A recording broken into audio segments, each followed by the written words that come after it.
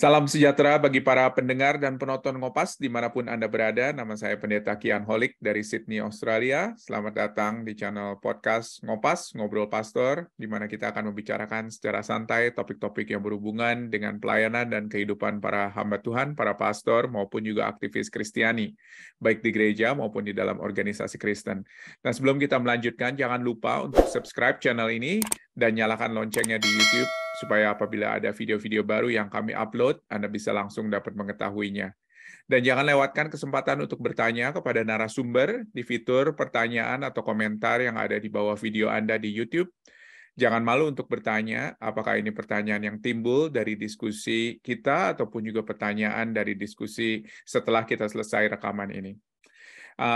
Dan juga jangan lupakan untuk menggunakan kolom komentar Anda di bawah video Anda ini untuk mengusulkan topik-topik tertentu yang perlu digarap di Ngopas, sehingga dapat berguna untuk para hamba Tuhan lainnya.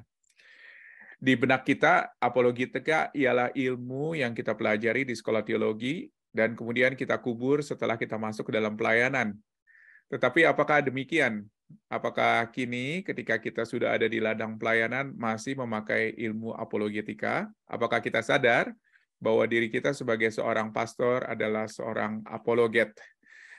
Kita bukannya berdebat di tempat umum atau di tempat publik atau membela iman secara publik, tetapi apakah kita sadar kalau kita itu menggunakan ilmu-ilmu apologetika atau juga menggunakan prinsip-prinsip apologetika di dalam pelayanan kita?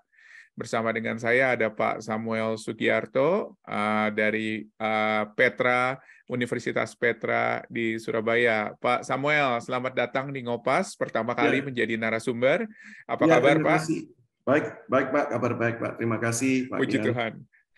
Pak Samuel bisa sedikit ceritakan mengenai pelayanan yang Bapak tekuni akhir-akhir ini dan apa yang membuat Bapak untuk semangat terus untuk melayani Tuhan? Oke. Shalom rekan-rekan sekalian, teman-teman seperjuangan, rekan-rekan hamba Tuhan, aktivis gereja yang mungkin ikut menyaksikan akan tayangan ini. Perkenalkan, nama saya Samuel Sugiarto. Saat ini saya melayani sebagai dosen dan juga Kepala Lembaga Pengembangan Kerohanian dan Kepemimpinan Kristen dari Universitas Kristen Petra, Surabaya.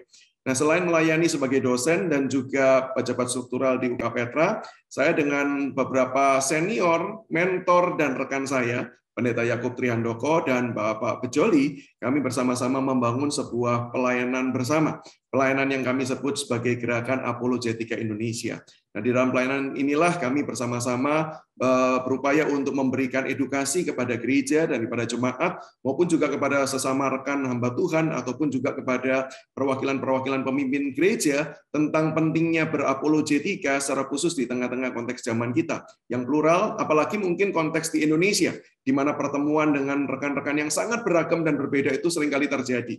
Nah, itulah pelayanan yang kami tekuni bersama. Pelayanan Gerakan Apologetika Indonesia ini ada di bawah sebuah naungan yayasan yang disebut Grace Loan Ministry, atau yang biasa kami singkat dengan GRAMI.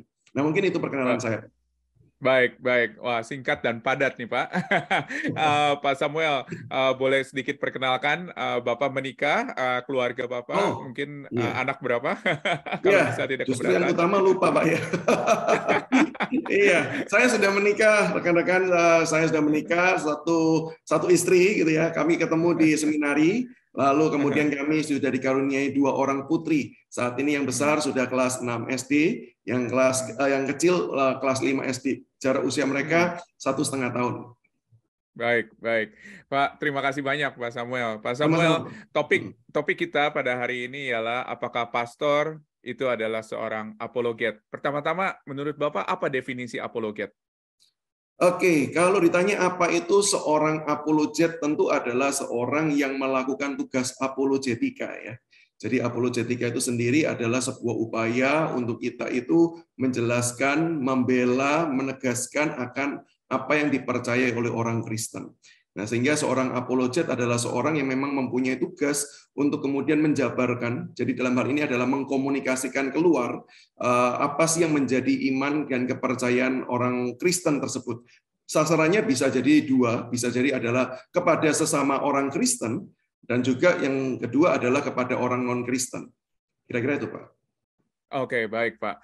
Wah, jadinya ini kelihatannya cukup luas begitu ya Ya, definisinya ya, ya, karena sekali lagi ini bukan hanya untuk sekedar membela di tengah-tengah lingkungan yang plural atau di tengah-tengah orang-orang non-Kristen, tetapi juga untuk berbicara juga kepada orang-orang Kristen begitu, Pak. betul, betul, betul, Pak. Wow, Betul. ya, ya, Karena ya, kalau ya, ya. ya, kalau misalnya saya kutip dari salah satu tokoh apologet dunia ya, yaitu seorang filsuf juga, William Lane Craig, di dalam Hmm. bukunya Reasonable Faith, dia memang menjelaskan dengan sangat baik tiga fungsi dari apologetika. Yang pertama adalah to strengthen faith, jadi untuk Hmm. menguatkan iman. Nah, saya percaya Hmm. bahwa orang-orang Kristen itu perlu diperkuat imannya. Dan saya juga melihat sebagaimana William Lane Craig menulis bahwa tentu kita menjadi orang Kristen itu karena anugerah. Bukan karena upaya kita, bukan karena usaha kita.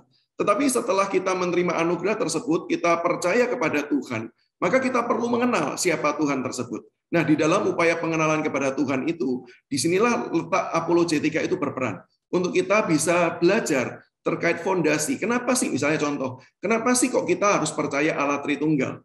Sementara ada kepercayaan Allah lain yang secara logis lebih mudah dipahami, secara jumlah populer lebih populer daripada Allah Tritunggal. Kenapa kita perlu percaya Allah Tritunggal? Atau kenapa kita harus menerima Yesus Kristus sebagai satu-satunya juru selamat? Sementara banyak agama juga menawarkan jalan keselamatan. Nah, jawaban-jawaban seperti ini adalah jawaban-jawaban yang perlu dikenali atau perlu diketahui oleh orang Kristen. Sehingga mereka semakin teguh di dalam iman kepercayaannya. Mereka bukan cuma sekedar asal percaya, asal tahu, oke, Tuhan Yesus adalah Tuhan, ada Allah Tritunggal. Tetapi mereka tahu kenapa mereka perlu mempercayai hal tersebut, apakah ada dasar dan fondasi yang kuat untuk mempercayai kebenaran-kebenaran tersebut. Nah, itu fungsi yang pertama. Sementara fungsi yang kedua adalah untuk evangelize, untuk melakukan pemberitaan Injil. Nah, ini yang tadi saya katakan yang kedua adalah memang ditujukan untuk orang-orang yang non percaya.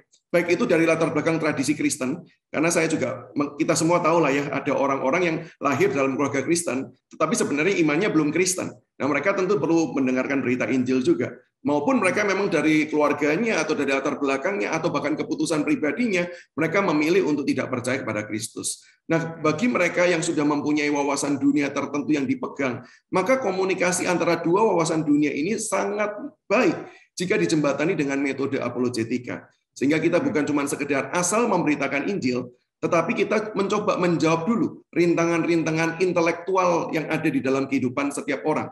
Apa sih yang menjadi batasan?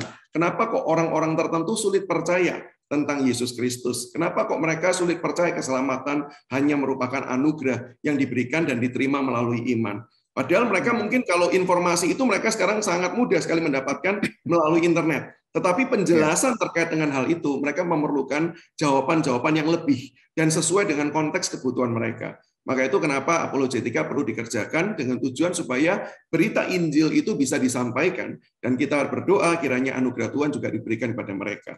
Dan untuk fungsi yang ketiga, dan memang ini adalah salah satu cabang atau salah satu peran dari apologetika adalah membuat sebuah budaya yang baru. Jadi ketika kita menjadi orang Kristen, kita bukan cuma berbicara terkait dengan keyakinan-keyakinan proposisi, yaitu sesuatu pernyataan-pernyataan iman kita, tetapi bagaimana iman itu hadir di dalam seluruh area kehidupan.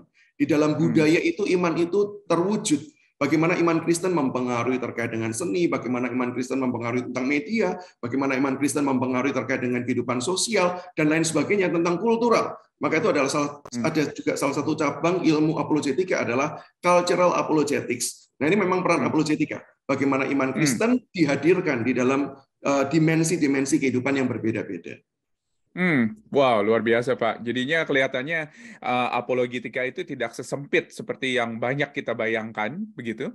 Karena ini berbicara di dalam berbagai macam konteks dan juga di dalam berbagai macam latar belakang atau situasi daripada audiensnya juga, begitu ya. Betul. Dan ini yang luar biasa. Memang saya selalu terkesan dengan apologet-apologet yang luar biasa baik. Tadi Bapak sudah sebut William Lane Craig. Itu adalah memang tokoh yang terkenal. Dan ternyata sebagai seorang apologet itu dia bukan hanya menguasai ilmu untuk berapologetika, tetapi juga dasar-dasar pemikirannya begitu ya. Seperti harus tahu sistematika teologia, harus tahu juga biblika, harus tahu juga semua hal boleh dikatakan. Betul. Ya, Ini memang tidak mudah nih Pak, karena sekali lagi karena apa? Jadi bukan hanya sekedar bagaimana kita berargumentasi, tetapi juga bagaimana kita bisa mengenal dan betul-betul memahami semuanya, boleh dikatakan all in gitu ya. Jadi pertanyaannya adalah, apakah pastor itu menurut Pak Samuel adalah seorang apologet? Nah, ya, saya percaya bahwa memang salah satu tugas dari seorang pastor itu adalah mendidik dan mendewasakan iman jemaatnya, sehingga dalam hal ini sangat terkait erat dengan metode apologetika. Saya percaya apologetika ini metode ya, maka itu dari Pak Kian juga mengatakan bahwa wah ini all in ya, artinya terkait dengan sistematika, terkait dengan biblika. Oh iya, karena ini adalah seperti rajutan yang menjadikan semua itu satu untuk bisa dikomunikasikan keluar. Nah, sehingga dalam hal ini saya percaya salah satu yang harusnya, dan mungkin dugaan saya Pak, bahwa memang sebenarnya selama ini para pendeta itu sudah mengerjakan. Cuman mungkin istilah apologetika itu tidak keluar. Sebagai contoh, ketika ada jemaatnya sedang bergumul dalam kondisi tertentu, lalu bertanya, kok saat ini kok mengalami kebingungan ya, Tuhan itu baik enggak dalam kehidupan saya. Nah, saya yakin dan percaya pasti pendeta kan tidak mungkin cuma menjawab, sudahlah kita doa saja ya. Saya percaya bukan itu jawabannya, walaupun nanti ujung-ujungnya kita akan mengajak berdoa. Tapi bukankah kita memberikan jawaban, oh iya Tuhan tetap baik kok. Meskipun mungkin kita nggak bisa lihat, tuh ini loh bukti kebaikan Tuhan. Nah, sebenarnya yang sudah dikerjakan itu adalah salah satu bentuk apologetika. Jadi saya sangat yakin ketika kita sedang membicarakan iman, disitulah apologetika itu sangat berperan. Sehingga apakah para pendeta, para pemimpin gereja, para pastor itu adalah seorang apologet? Bagi saya begini, mungkin mereka tidak secara spesifik melakukan tugas apologetika seperti yang tadi Pak Kian katakan, melakukan pemberitaan apologetika di depan umum ya, menyampaikan seminar apologetika atau bahkan berdebat, mungkin tidak, tetapi di dalam langkah mereka untuk menggembalakan jemaat, metode itu akan sangat efektif. Sehingga iya jawabannya. Baik, baik. Dan luar biasa juga karena seorang pastor bukan hanya berhubungan dengan jemaatnya saja, tetapi saya yakin dan percaya juga ada orang-orang baru yang sering datang ke gereja yang sama sekali tidak mengenal kekristenan, dan mungkin itu tugas daripada seorang pastor juga untuk melakukan apologetika, bukankah begitu, Pak? Betul sekali. Bahkan beberapa terakhir-terakhir ini saya juga sering sekali mendengar dalam khotbah-khotbah ya, ada nuansa-nuansa apologetika yang juga ada di dalam khotbah. Biasanya kalau khotbah itu kan ada unsur penjelasan ya, penjelasan latar belakang, konteks dari kitab tertentu atau bagian tertentu. Tetapi saat ini saya cukup banyak mendengar hamba-hamba Tuhan dari berbagai macam kalangan denominasi yang ketika menjelaskan bukan cuma menjelaskan konteks, tetapi juga melakukan apologetika di dalamnya. Mencoba membela, kenapa sih kok iman ini adalah iman yang tepat untuk dipercayai. Sehingga betul, dari khotbah itulah orang-orang yang tadinya mungkin truth seeker, yang datang ke gereja untuk mereka ya ingin tahu aja lah kekristenan seperti apa. Mereka bukan cuma punya knowledge, informasi bahwa oke, ternyata orang Kristen mempercayai A. Tetapi sembari mereka mendengarkan khotbah yang ada nuansa apologetika di dalamnya, disitulah sebenarnya upaya penginjilan sedang terjadi. Sehingga orang tersebut diajak untuk bukan cuma tahu, tetapi memikirkan secara serius. Apakah memang betul iman itu adalah iman yang benar? Baik, baik. Dan yang saya tadi menarik sih adalah apa yang dikatakan oleh Pak Samuel ya, bahwa ada elemen yang ketiga, yaitu bagaimana integrasi iman Kristen dengan berbagai macam lini kehidupan, sisi kehidupan. Dan itu adalah sesuatu yang juga ternyata dilakukan oleh seorang apologet ya Pak ya? Betul Pak? Betul. Wow. Betul. Dan itu adalah tugas dari seorang pastor, seorang pendeta untuk melihat relevansi kekristenan itu di dalam berbagai macam bidang kepada jemaatnya tentunya. Betul, betul sekali. Seperti yang saya ingat salah satu tulisan dari John Lennox, antara John Lennox atau Os Guinness, saya agak ketukar-tukar ini ya. Kalau tidak salah Os Guinness deh. Sekarang saya mulai yakin rasanya Os Guinness gitu ya. Dia mengatakan bahwa kekristenan itu harus bisa disuarakan di dalam semua area. Nah, saat ini menjadi sebuah tantangan pentingnya untuk membangkitkan kembali nuansa apologetika, karena banyak suara-suara kekristenan itu yang tidak hadir di dalam budaya-budaya. Kekristenan mungkin hadir di dalam gereja, di dalam kulturnya gereja, tetapi kekristenan itu tidak dirasakan kehadirannya di dalam dunia-dunia yang lain. di dalam keluarga lah, di dalam dunia bisnis lah, di dalam bahkan pendidikan lah, dan lain-lain. Kekristenan sudah terbungkam suaranya. Maka itu penting untuk membangkitkan kembali suara kekristenan di dalam setiap kultur budaya yang ada, dan disitulah apologetika berperan penting untuk bisa mengkomunikasikan Injil di dalam setiap aspek kehidupan. Dan itu menjadi tugas pendeta yang disampaikan melalui khotbah, disampaikan bahkan melalui konseling, disampaikan melalui percakapan pribadi, bahkan menyusun program kerja. Saya percaya kan gereja juga punya program kerja yang juga menjangkau banyak area. Begitu. Ya, apalagi kalau misalnya mungkin ada pendeta-pendeta muda yang biasanya berhubungan dengan pelayanan anak-anak muda, tentunya salah satu yang saya sering terpikir adalah ketika anak muda mencari tahu apakah memang pekerjaan ini adalah pekerjaan yang cocok misalnya untuk dia, atau bagaimana ketika bicara dengan pendeta, pendeta harus bisa menjawab tentunya kenapa pekerjaan itu adalah pekerjaan yang cocok untuk dia, dan itu memerlukan sebuah apologetika tentunya bagi seorang pastor ya Pak ya. Iya, secara umum begitu Pak. Meskipun dalam arti kalau apologetika kultural bukan cuma sekedar menekankan terkait dengan panggilan hidupnya, tetapi bagaimana panggilan hidup itu harusnya menghasilkan sebuah buah. Kekristenan itu merubah dan mentransformasi budaya tersebut. Budaya yang tadinya mungkin sifatnya umum ya, ada budaya yang memang dari konteksnya memang sudah bertentangan dengan iman Kristen. Nah, di situ memang sangat jelas head to head-nya ya, dengan proposisi-proposisi kebenaran iman Kristen. Tetapi mayoritas budaya yang kita kenali saat ini, misalnya dalam dunia bisnis, semua orang berbisnis, semua orang melakukan dalam dunia pekerjaannya ada bisnis, ada unsur bisnis. Pertanyaannya, ketika kekristenan itu hadir dalam dunia bisnis, maka bisnis itu harus menjadi wajahnya seperti apa? Apakah wajahnya menjadi wajah seperti sekarang, di mana ya yang penting adalah saya untung, ya tahu kamu mau rugi, kayak kamu mau mengalami bangkrut, kayak kamu mau bagaimana, terserah apakah wajah seperti itu atau bagaimana nih ketika kekristenan itu hadir dalam dunia bisnis. Nah, orang-orang yang akan mengerjakan sampai ke poin tersebut jelas adalah orang yang butuh punya panggilan Tuhan. Karena kalau orang cuma sekedar ya saya kerja cuma numpang kerja kok, yang penting dapat duit, ya jelas dia tidak akan memikirkan hal seperti itu. Nah, cultural apologetics itu akan menolong orang melihat kamu penting loh untuk punya panggilanmu, tahu di mana passion, di mana Tuhan itu menempatkan kamu harusnya berada. Karena ketika kamu berada di tempat yang tepat, ada peran yang kamu harus perankan, mainkan untuk menyampaikan suara-suara kekristenan yang mengubah wajah-wajah dunia ini yang tadinya sangat dipengaruhi dengan sekularisme, dipengaruhi dengan hedonisme, dipengaruhi dengan materialistis. Bagaimana itu semua diubah menjadi semuanya hanya bagi kemuliaan nama Tuhan. Amin, luar biasa Pak. Dan ini ya berarti ini komponen etika yang masuk juga begitu ya, boleh dikatakan di dalam bagaimana menjadi landasan atau perbedaan lini-lini yang ada begitu ya di dalam kita berapologetika Pak. Nah, kalau misalnya Pak Samuel lihat ya apa yang sudah dilakukan oleh kebanyakan para pastor mungkin di Indonesia, di dalam konteks Indonesia, kalau misalnya ada koreksi Pak yang Bapak bisa berikan kepada para pastor, atau ada masukan yang Bapak bisa berikan kepada pastor agar menjadi seorang apologet yang lebih baik, yang lebih setia kepada Alkitab dan juga kepada Tuhan tentunya. Kira-kira apa saja Pak kalau misalnya ada koreksi Pak? Silakan Pak Samuel. Mungkin saya tidak menyebutnya koreksi kali Pak ya. Kalau koreksi kesannya kok salah begitu ya. Tapi mungkin memperlengkapi, atau memang saya dengar dari kebutuhan-kebutuhan jemaat yang ada di konteks kampus Pak ya. Karena kan kadang-kadang kalau mereka di kampus, mereka sering cerita dulu ke gerejanya seperti apa, kondisinya bagaimana.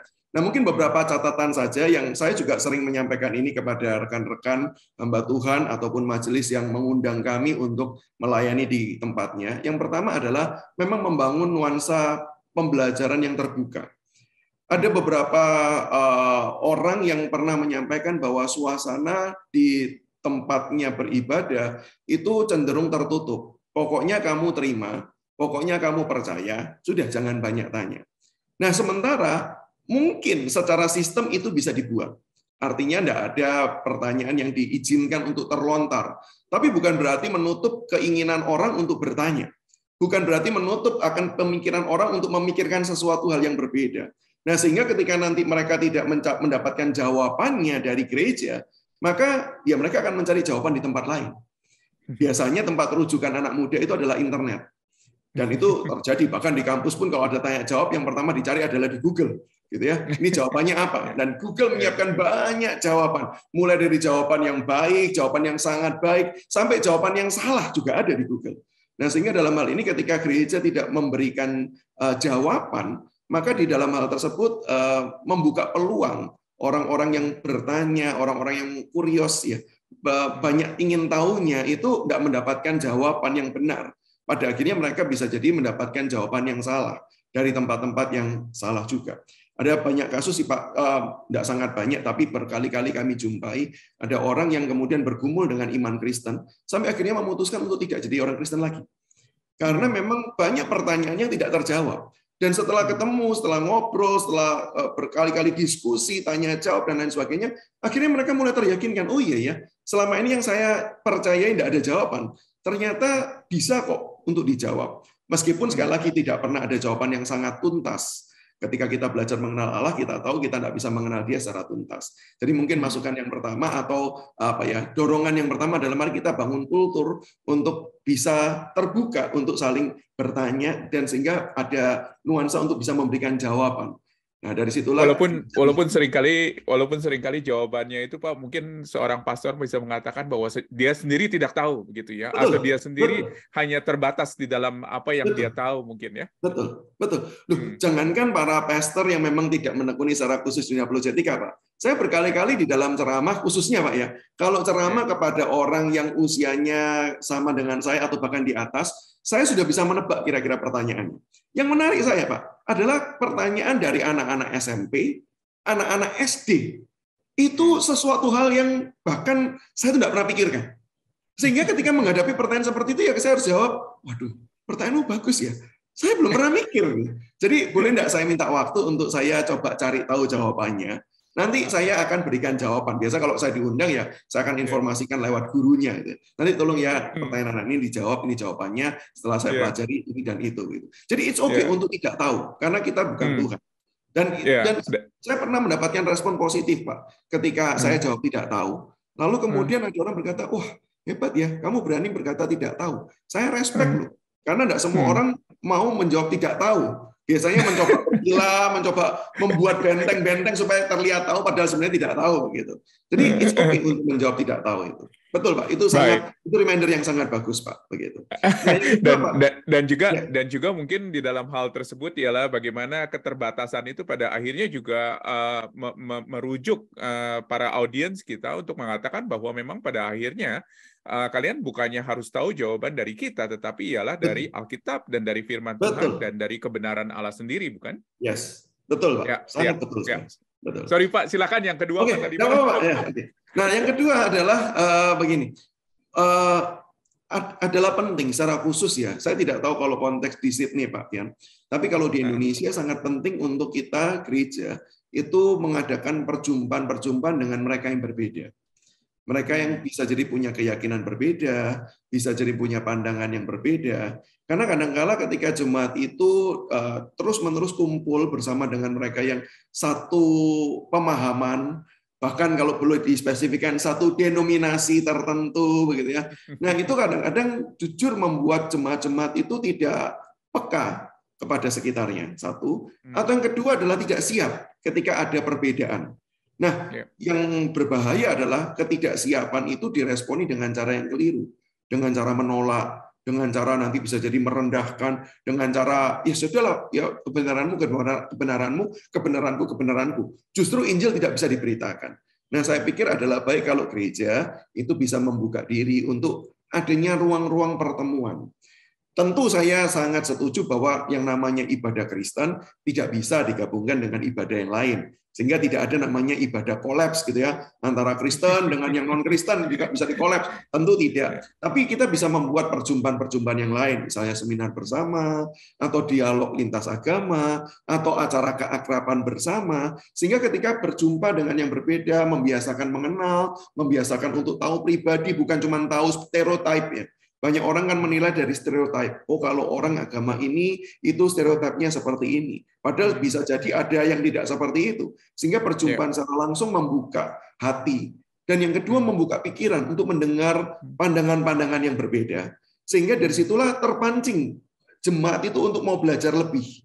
Oh iya ya, ternyata tidak cukup loh untuk aku percaya Yesus itu adalah Tuhan titik. Saya perlu tahu alasannya kenapa. Karena ada orang yang bertanya. Karena dia tidak bisa mempercayai hal seperti itu. Sehingga mereka semakin terdorong untuk mau belajar, memperkuat iman mereka. Dan yang kedua, membuka peluang bagi mereka untuk memberitakan Injil. Nah, saya pikir di konteks Indonesia itu sangat diperlukan. Nah, sehingga dua hal itu yang biasanya saya juga sampaikan kepada rekan-rekan yang di gereja. Saya rasa itu saran yang baik sekali, dan itu terlepas daripada konteksnya di mana saja kita harus mencoba untuk membuka diri dan mencoba untuk bergaul, boleh dikatakan, karena dari pergaulan atau dari hubungan relasi yang baik pada akhirnya juga akan timbul pertanyaan-pertanyaan tersebut. Dan saya boleh mengamini karena saya di sini pernah mengalami hal tersebut juga, Pak. Makasih, Pak. Pak Samuel, ada ini lagi, ada masukan yang lain lagi mungkin untuk para pastor, khususnya di dalam bagaimana menjadi apologet yang lebih baik dan setia? Kalau dalam rangka untuk menjadi seorang apologet sih sebenarnya salah satu penekanan yang kami selalu ulang-ulangi di gerakan api itu adalah memang belajar firman ya. Karena kami percaya apologet itu sebuah metode. Tetapi jauh lebih penting untuk kita tetap belajar firman, tetap kita menguasai firman Tuhan dengan semakin mendalam, dengan semakin jelas begitu ya. Bahkan apalagi kalau ini berbicara dengan sesama hamba Tuhan yang belajar teologi ya, tentu adalah penting untuk kita juga mengetahui dari bahasa aslinya dan lain sebagainya. Karena sekarang ilmu begitu terbuka sekali, ada banyak orang yang mulai mempertanyakan apakah ini yakin nih terjemahan Alkitabnya benar, jangan-jangan salah sehingga kamu selama ini salah konsep atau salah paham begitu ya. Sehingga sangat penting untuk kita semakin menguasai Alkitab. Karena saya sangat yakin seperti yang Alkitab sendiri katakan bahwa kekuatan pemberitaan itu bukan pada metodenya, tetapi kepada Injil Yesus Kristus itu sendiri. Sehingga saya selalu mendisiplin diri bersama dengan rekan-rekan untuk boleh kita membaca banyak buku, boleh kita membaca banyak buku-buku keyakinan-keyakinan yang lain. Tetapi satu hal yang pasti yang harus mendasar adalah kita harus semakin berakar pada firman Tuhan. Nah, saya pikir itu yang tidak boleh terlupakan sih, Pak. Dan itu yang paling basic. Amin, amin. Terima kasih banyak, Pak Samuel. Pak Samuel, untuk closing remarks, Bapak ada pesan-pesan tertentu untuk para pastor, para hamba-hamba Tuhan yang mendengarkan, khususnya dalam hubungannya dengan topik yang kita bicarakan pada hari ini? Ya, oke. Bagi rekan-rekan sekalian, tentu saja saya sungguh rindu kita terus-menerus boleh giat dalam upaya pemberitaan Injil. Di dalam dunia ini kita dipanggil untuk bisa menyaksikan Yesus Kristus yang sudah berkorban, menyelamatkan manusia untuk boleh memulihkan seluruh dunia ini. Maka mari kita bergiat di dalam melakukan tugas pemberitaan Injil, dan biarlah metode apologetika yang ada, yang selama ini kita pelajari, itu bisa kita kembangkan untuk bisa mengkomunikasikan Injil semakin efektif. Jadi bukan artinya Injil itu kurang, tetapi untuk bisa mengkomunikasikan dengan tepat sesuai dengan sasaran yang ada, kita perlu langkah-langkah yang strategis, yang taktis, dan disitulah apologetika akan sangat menolong kita.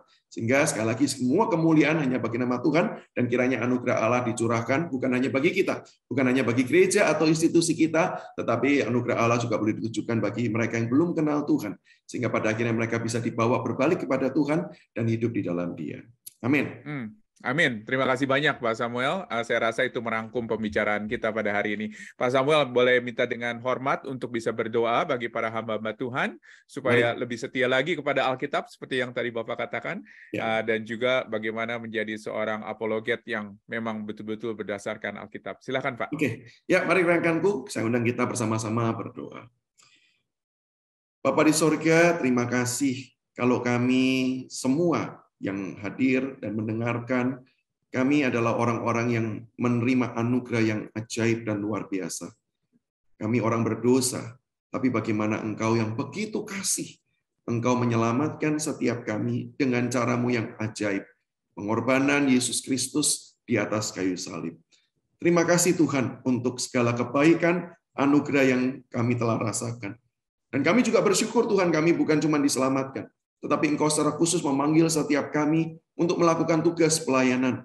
Bukan karena kami bisa, bukan karena kami hebat, tapi semuanya adalah karena kasih-Mu yang mau bersama-sama dengan kami, melatih setiap kami, mempertumbuhkan kami, untuk bisa melayani sesama, menyatakan kasih-Mu bagi banyak orang. Tuhan, di tengah-tengah kami melakukan tugas pelayanan yang Tuhan percayakan. Tuhan, kami sungguh rindu pelayanan-pelayanan yang kami kerjakan, pelayanan yang semakin efektif, Pelayanan yang bisa memberkati semakin banyak orang yang berbeda-beda. Sehingga Injil itu bisa dipahami dan bisa dimengerti, bahkan bisa menjadi kekuatan untuk boleh mentransformasi kehidupan setiap orang yang mendengar dan hidup di dalam Injil. Maka Tuhan tolong perlengkapi kami dengan segala hal yang diperlukan. Tambah-tambahkan kepada kami segala hikmat dari surga, supaya kami boleh betul-betul hidup melayani dengan kekuatan yang datang dari Tuhan. Sehingga ketika kami memberitakan Injil, ketika kami membuka mulut kami, ketika kami menampilkan kehidupan kami, disitulah Tuhan namamu dimuliakan, dan disitulah Tuhan dengan segala hikmat-Mu, kami boleh menyampaikan dengan tepat apa yang menjadi maksud dan rencana Tuhan. Dan Tuhan tolong setiap kami para pelayan, kami juga orang yang lemah dan terbatas. Tuhan tolong terus tambahkan kepada kami hati yang semakin rindu untuk belajar mengenal Engkau lebih lagi. Hati yang rindu untuk semakin mengasihi Engkau ya Tuhan. Sehingga dengan hati yang terus Tuhan tambahkan dengan kasih, disitulah kami juga mau belajar mengasihi Engkau dengan lebih lagi. Dan kami juga mau wujud nyatakan semua itu dengan mengasihi sesama lebih lagi. Tuhan, hamba-Mu berdoa secara khusus buat rekan-rekan dimanapun mereka berada, di dalam konteks pelayanan yang ada, di tengah tantangan-tantangan yang ada. Tuhan tolong berkati. Pakailah kami semua menjadi saluran berkat Tuhan, supaya melalui apa yang kami tampilkan dengan kehidupan kami, apa yang kami beritakan melalui kesaksian Injil kami, disitulah Tuhan nama Tuhan dimuliakan, disitulah banyak orang melihat Yesus Kristus, Tuhan dan Juru Selamat itu adalah Tuhan yang hidup dan Tuhan yang benar, sehingga pada akhirnya mereka boleh dibawa kepada jalan keselamatan. Dan kami juga terus doakan Tuhan untuk keluarga setiap kami, Tuhan juga lindungi, Tuhan juga berkati, sehingga ketika kami melayani, kami juga tidak mengabaikan keluarga kami, tapi kami juga bisa melayani keluarga kami, bahkan kami bisa melayani bersama-sama dengan keluarga kami juga. Terima kasih Tuhan untuk hamba-Mu, Pendeta Kian Holik, yang sudah melayani dengan setia di tempat, di ladang yang Tuhan percayakan. Terus tambahkan berbagai macam berkat-berkat yang diperlukan untuk ia terus bisa menjadi hamba Tuhan, yang setia menyatakan kebenaran Tuhan, yang setia melayani Tuhan. Terima kasih Tuhan. Inilah seluruh doa kami, permohonan kami, yang kami naikkan hanya di dalam nama Yesus Kristus, Tuhan dan Juru Selamat kami. Amin. Amin.